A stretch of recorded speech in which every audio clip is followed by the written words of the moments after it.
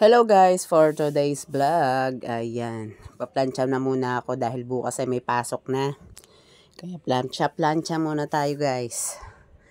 At wala naman tayong ginagawa dahil maulan nga ngayon dito. Panay, pabugso-bugso yung ulan niya guys.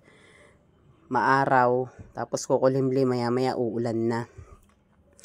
At ayan, syempre kailangan na nating plantsahin ng mga uniform dahil may pasok na bukas. Martes na bukas, ang bilis ng araw, 'di ba? Susunod niyan Pasko na agad. At sa dami ng kahapon lang kasi ako naglaba. Buti nga natuyo na siya agad. Medyo basa-basa pa nga yung pinakadulo niya. At yan, syempre pagkatapos natin magplantsa, yung mga nilabahang kong kortina, ayan, mga natuyo na rin siya. At niligpit ko na rin. Pero yung mga damit, yung iba talaga mga basa pa dahil nagsiksikan lang sila dito sa aming kwarto.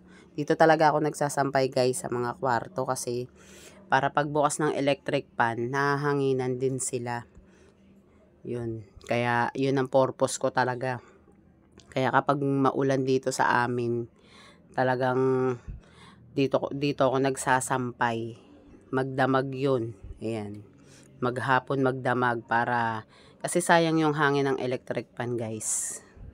Ano na rin tayo para mabilis din makatuyo ng mga sinampay. Kaya maging wais din tayo pagdating sa mga ganyang bagay, 'di ba? Para mabilis makatuyo ng sinampay at maitutupi din natin agad. Kaya ang ginagawa ko naman dyan pagka kasi syempre malamok din yan. Nag-i-spray na lang ako pag ako naglinis. Pag wala ng tao. Pagka mga nasa school na sila yan, sa umaga, nag-i-spray na ako dyan para walang lamok. Kahit yung mga ipis, ganyan, mga gamo-gamo, mawawala sila.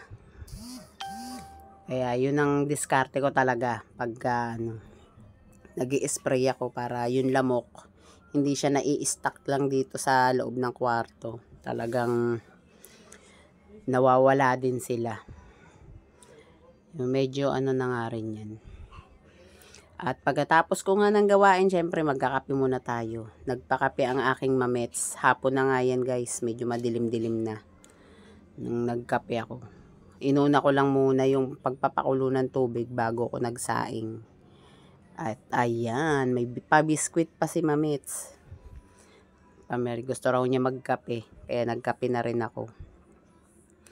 Parang hindi kasi kompleto rin ang araw pag walang kape guys.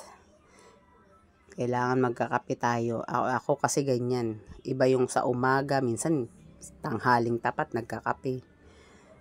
Tas minsan hapon. Buti nga nakakatulog pa rin ako ng gabi. Masarap pa rin ang tulog ko sa gabi.